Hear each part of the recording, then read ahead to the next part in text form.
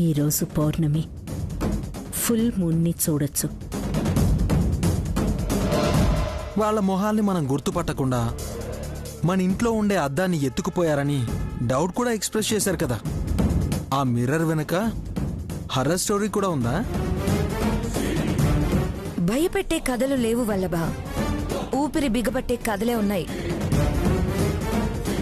Aunty, మేం బస్తీకి వెళ్ళి నయని ఏం చేయబోతుందో తెలుసుకొని మీకు అప్డేట్ చేస్తాం. నేను రాను. ఈ టైంలో రొమాన్స్ తప్ప ఏమీ జరగదు. నువ్వు వెళ్ళి వాళ్ళ శృంగారాన్ని బంగారంగా మాకు ఎక్స్ప్లెయిన్ చేయాల్సిన అవసరం కూడా లేదు. అరే, వెళ్తేనే కదా తెలిసేది. నాకు తెలుసని చెప్తున్నానుగా. కసి, నువ్వెళ్ళు. మనకు కలిసొచ్చేది ఉండొచ్చేమో. Of course aunty. Good night.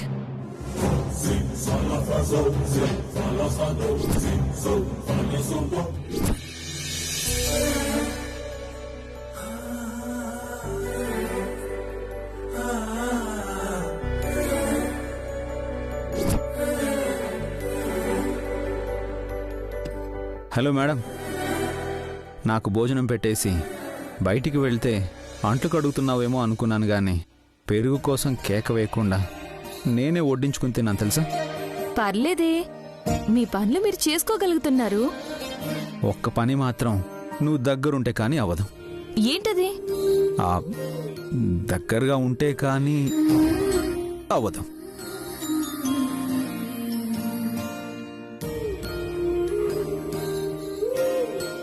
అల్లరి పనేగా మీరనేది? అవుననుకో. మనం ఎక్కడున్నావో తెలుస్తుందా బాబు గారు? ఊరి బయట. ఊరు బయట కాదు, ప్రాంగణంలోనే ఉన్నాం. మీరు చేసే చిలిపి పనులు చూసి ఏంటి పని అంటారు. స్థలాన్ని పొలం చేసిన మనం అలసిపోలేదు, కానీ చూడ్డానికి వచ్చిన వాళ్ళు కడుపు నిండా తిని కంటి నిండా నిద్రపోతున్నారు. నువ్వు చెవులు రిక్కించి విన్నావనుకో, ఇక్బాల్ పెట్టే గురక, రామకృష్ణ నిద్రలో పెట్టే కేక కూడా వినిపిస్తుంది. ఏది ఏమైనా సరే ఇక్కడ కుదరదు. సరే, ఇంటికి వెళ్దాం పద. బాబుగారు కూర్చోండి. ఏమైంది బాబుగారు? ఏం లేదు, ఏం లేదు. నథింగ్ టు వరీ, చెప్పాను కదా.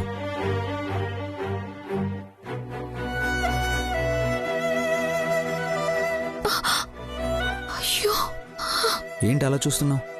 ఎర్రగా కందిపోయింది కదా బాబుగారు. అయితే ఏంటంట, అలవాట్లేని పనులు చేసినప్పుడు ఆ మాత్రం రంగు మారి 2 రోజులు నొప్పి రావడం కామనే. బాబుగారు, బాగా నొప్పిగా ఉందా? అయ్యో దేవుడా, నువ్వంత దిగులుగా అడిగితే నా గుండెల్లో నొప్పి మొదలవుతుంది మేడం. బాబుగారు, ఇలా అయితే నాకెందుకు చెప్పలేదు మీరు? ఏం చెప్పాలి? నా మొహాన అయితే అద్దం లేకపోయినా నీ కళ్ళల్లోకి చూసి ఎలా ఉందో ఏంటో చూసుకునేవాణ్ణి. వీపు దగ్గర భుజాల మీద కందినప్పుడు ఎలా ఉందని చూడ్డానికి ప్రయత్నిస్తే మెడ పట్టేసుకుంటుంది. ప్రయోగాలు ఎందుకు మనకి? ఉండండి, నూనె రాస్తాను, ఉపశమనంగా ఉంటుంది. వద్దు.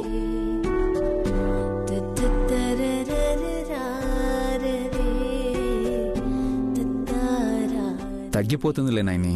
నూనె రాస్తే ఇంకా త్వరగా తగ్గుతుంది బాబుగారు.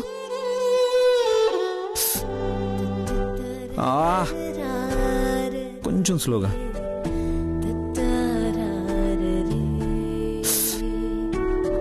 మంటగా ఉందా? హాయిగా ఉంది. నువ్వు ఇలా రాస్తాను అంటే రోజు కాడి మోస్తానాయని.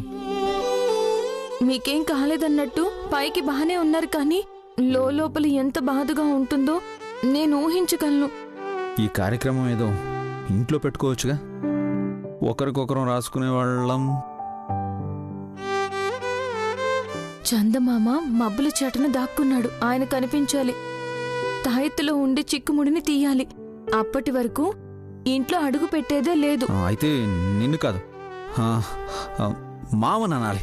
ఓయ్ మామా, చందమామా, ఓయ్ చందమామా. బాబుగారు, ఎందుకు అలా అరుస్తున్నారు? 100 అడుగుల దూరంలో ఉంటే నిన్ను పిలవడానికి నేను కేకలేయాలి. 4 లక్షల కిలోమీటర్ల ఎత్తులో ఉండే చందమామకు వినబడాలంటే ఎంత గట్టిగా అరవాలో చెప్పు. ఓయ్ మామోయ్! బాబుగారు బాబుగారు, మీరలా అరిస్తే ఎవరైనా వస్తారు. రానివ్వు, ఇక్కడ మనమేం సరసాలు ఆడడం లేదు కదా. కానీ మనం అనుకున్న పని పూర్తయ్యేదాకా ఎవ్వరూ రాకూడదు. ఏం తాగాడేంటో ఆ చందమా, మబ్బుల్ని తట్టుకొని వాటి వెనకాలే పడిపోయాడు. ఆయన ఎప్పుడు లేచి రావాలి, మనం ఎప్పుడు ఇంట్లోకి వెళ్ళాలి? ఓయ్ చందమామ, ఉసూరు మనిపించుకోకయ్యా, త్వరగా రావయ్యా.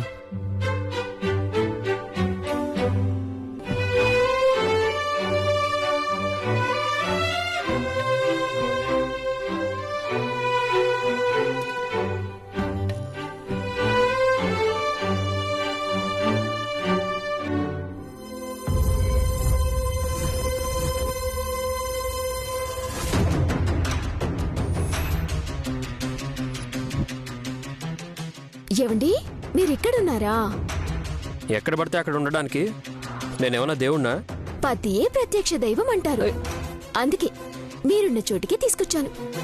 మున్సిపాలిటీ ఆఫీస్లో నీకు జాబ్ ఇప్పిస్తే బాగుంటుంది. అదే పనిగా శుభ్రం చేస్తూనే ఉంటావు. అయ్యో, నేను మళ్ళీ మీ కాలు కడగటానికి పళ్ళెం తీసుకురాలేదండి. మీకు తినిపించి మీకు మూతి కడగటానికి గ్లాస్ వాటర్ తెచ్చానంతే. తినిపిస్తావా? అక్కర్లేదు. ఇక్కడ నుంచి నువ్వు వెళ్ళిపోతే నాకు మనశ్శాంతిగా ఉంటుంది. వ్రతం అయిపోయింది. చంద్రోదయం అయ్యాక ఉపవాస దీక్ష వదిలేసి భర్త తిన్నాక భార్య తినాలి. ఇది ఉపనయనంలో భాగం. నోరు తెరవండి, కుక్కుతాను. వద్దు, నీ నోట్లో నోరు పెట్టనివ్వను. అలాగే నీ చేతిని నా నోటి దగ్గరికి తీసుకురాదలుచుకోలేదు. ఏరా, ఏంటి గొడవ? గొడవ కాదు నాన్న. ఈ తడవ ఉపవాసం ఉన్నానన్న పేరుతో నాకింత తిండి పడేయడానికి వచ్చింది. మీరెలా అంటే మావయ్య గారు నన్ను అపార్థం చేసుకోరు చెప్పండి. ఒట్టి మనిషి కూడా కాదమ్మా, ఈ పూజలెందుకమ్మా నీకు? చిన్నప్పటి నుంచి మా నైనక్క తెగ పూజలు చేసినందుకే తెగిపోని బంధంలా విశాల్ బావ గారు దొరికారు. ఇప్పుడైనా నేను నోములు వ్రతాలు చేసుకుంటే ఈయనైనా దగ్గరవుతారని మావయ్య గారు. మనిషి పుట్టుక చావుల మధ్య నలిగిపోయే జీవితానికి వెలిగిపోయే దీపమే ఈ పెళ్ళమ్మా. బంధం ప్రమిదైతే సంసారం నూనె లాంటిది. అందులో పెనవేసుకునుండే 2 ఒత్తులే ఆలుమగలు. కాపురాన్ని వెలిగించుకోవాలి గాని ఆ మంటతో తగలబెట్టుకోకూడదు. నాన్న, మీరెంత చెప్పినా తనకు అర్థం కాదు. ఉదాహరణలు కాకుండా సూటిగా చెప్పండి మావయ్య గారు. విషయం నాకు బోధపడుతుంది. మీ పెద్దత్తయ్య గాయత్రీదేవి ఆస్తులన్నీ హారతి కర్పూరంలా కరిగిపోతున్నాయి. మీరు జాగ్రత్త పడకపోతే ఆదుకోమని దేవుడి దగ్గర దీపారాధన చేయడానికి కూడా చమురుండదు.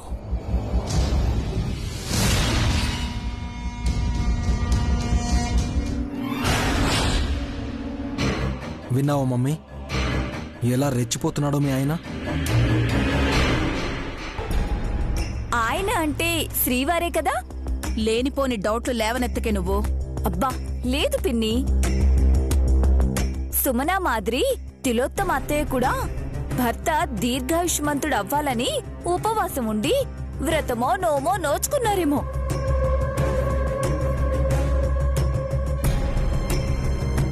చిట్టి, ఆ పళ్ళెం అత్తయ్యకైనా ఇవ్వు. మీ వారెలాగో తినరు, మావయ్య గారికైనా తినిపిస్తారేమో.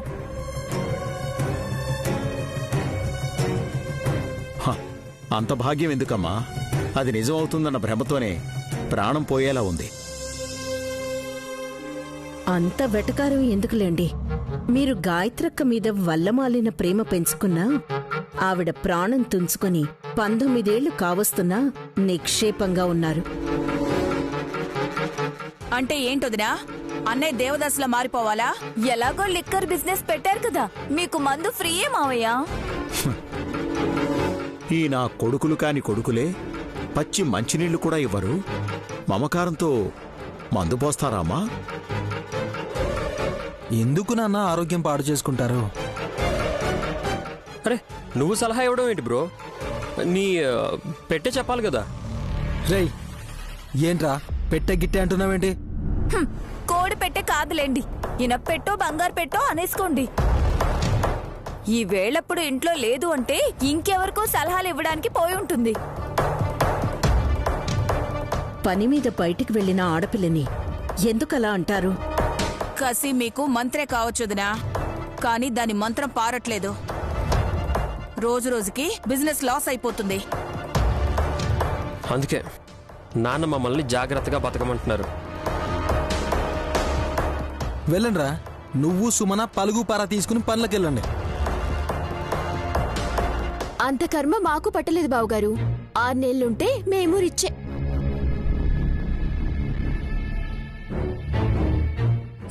బొచ్చే, ఎస్, బొచ్చునే మిగులుతుంది.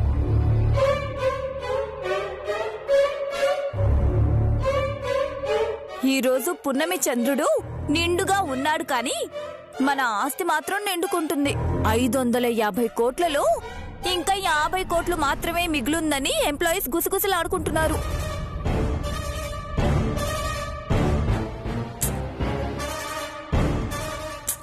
ఆ లెక్కల గొడవ నీకెందుకు? తినడానికైతే డోకా లేదుగా. వినడానికైనా ఉండాలిగా. కుబేరులనిపించుకున్న కోడళ్ళు కూరగాయల కోసం బేరాలాడే పరిస్థితికి తీసుకురాకండి ప్లీజ్. మమ్మీ, ఇలా తగులుకున్నారేంటి వీళ్ళు? నువ్వు తగిలించుకున్న కసి వల్లనే బ్రో ఇదంతా జరుగుతుంది. ఏంట్రా మాట ఎత్తితే కసి చేసిందంటున్నావు? ఓ, మేమైనా కష్టమో నష్టమో ఏదో ఒక బిజినెస్ చేస్తున్నాం. నువ్వు ఆ ల్యాప్టాప్ ముందేసుకుని బిల్డప్ ఇస్తావే తప్ప ఎందుకు పనికిరావు.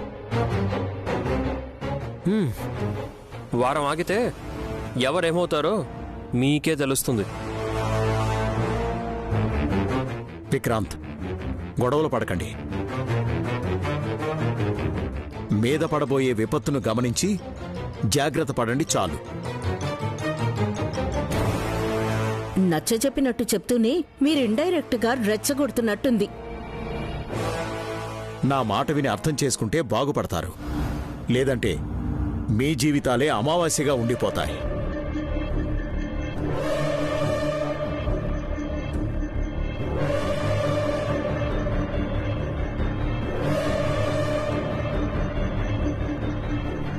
వారం తర్వాత ఏం జరగబోతుందేంటి?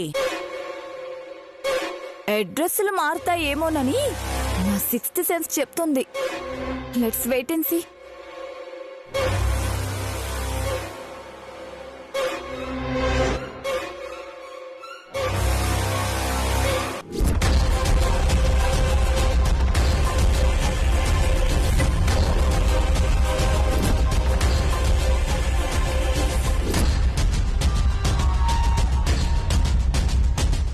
కార్ని ఇక్కడ పెట్టడమే మంచిది.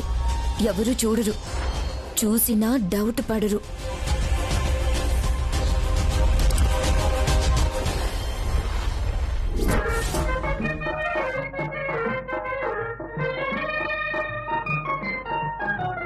రావోయి చందమామ మా వింత గాథ వినుమా, రావోయి చందమామ మా వింత గాథ వినుమా, రావోయి చందమామ సామంతము గల సతికి.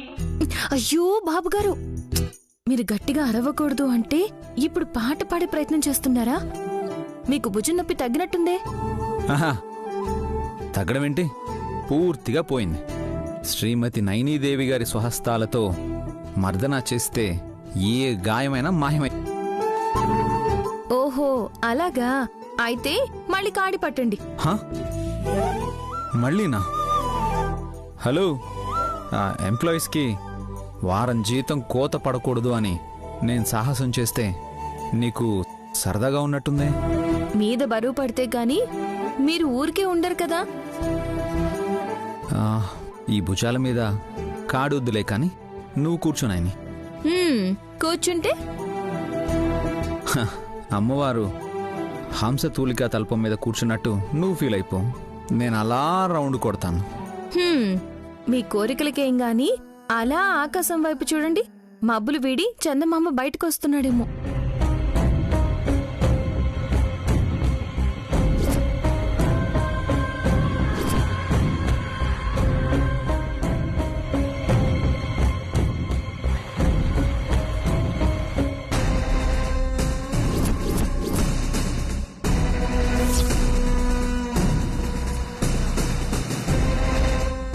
పారేసుకున్న మందు బాటిల్ పగలకుండా మళ్ళీ మన కాళ్ళకే తగిలినట్టు విశాల్ నయని ఇద్దరు ఇక్కడే ఉన్నారు.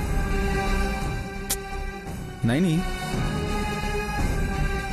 ఆ చందమామ మన మేనమామ అయి ఉంటే 2-3 కేకలకే ఏంటలుడు ఏంటి కోడలా అని ఎందుకు పిలిచారు అని అడిగేవాడు. మబ్బుల్ని అడ్డం పెట్టుకుని ఏం చేస్తున్నాడు? రొమాన్స్. రొమాన్సా? కొంపతీసి ఇప్పుడు నా ముందు కానీ చేసి చూపిస్తారా ఏంటి? ఖచ్చితంగా చూపిస్తాను. మీ ప్రతిభ ఏంటో నాకు తెలుసు మహారాజా. ఈ పూటకు మన్నించి ఆ నెలరాజు వచ్చే మార్గం ఏంటో చూడండి. నైని, ఒక తాడు తీసుకురా, దానికి లంగరేస్తాను. వేసి ఇది లంగరేసిన తాడనుకో.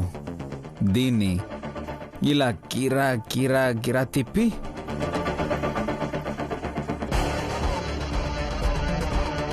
చుఫ్ అని విసురుతాను.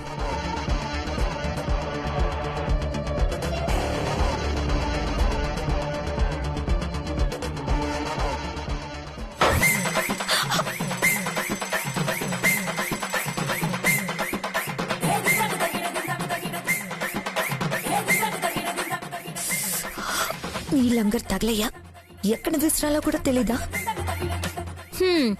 మీరు విసిరింది ఎటో చీకట్లో పడింది బాబుగారు. తాడు తెచ్చిస్తే చందమామకే కాదు ఎవరి మెడకో వేసి బిగించేలా ఉన్నారు. సమ్ టైమ్స్ అలా జరుగుతూ ఉంటాయి.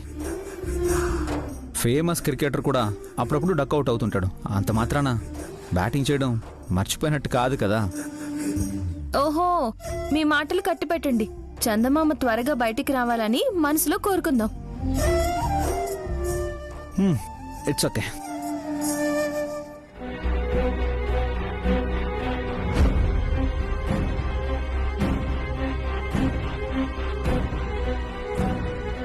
ఏ మూన్, కమ్ అవుట్ సైడ్. నువ్వు వస్తే గాని ఈ తాయెత్తు మ్యాటర్ ఏంటో క్లారిటీ రాదనుకుంటా. నువ్వు రాకపోతే ఇక్కడ నా పని అయిపోయేలా ఉంది.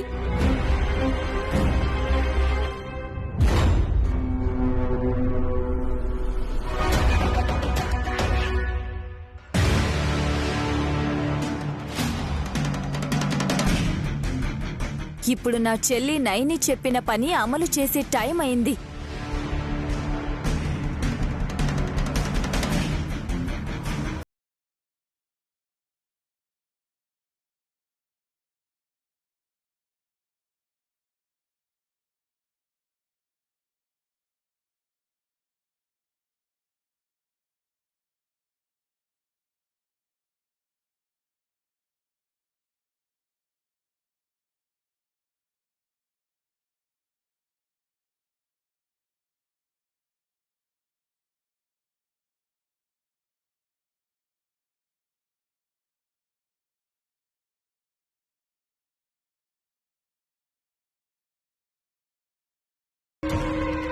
తిలోత్తమ అత్తయ్య, నీ భరతం పట్టడానికి నేను కూడా రెడీగా ఉన్నాను.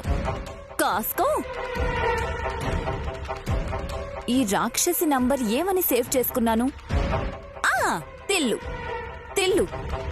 అది తెల్లు అయితే నేను ముల్లు గుచ్చుతానిప్పుడు.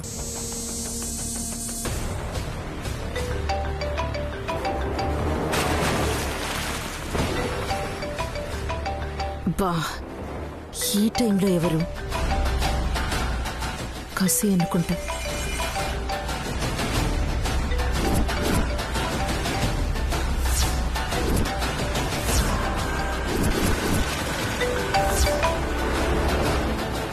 భూషణ్ అని పేరు చూసి ఉలిక్కిపడుంటుంది తోడేలత్త.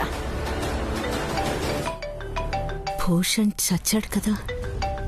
వాడి నంబర్ నుండి ఫోన్ కాల్ వస్తుందేంటి? లిఫ్ట్ చేయి, లిఫ్ట్ చేయి, లిఫ్ట్ చేయి త్వరగా.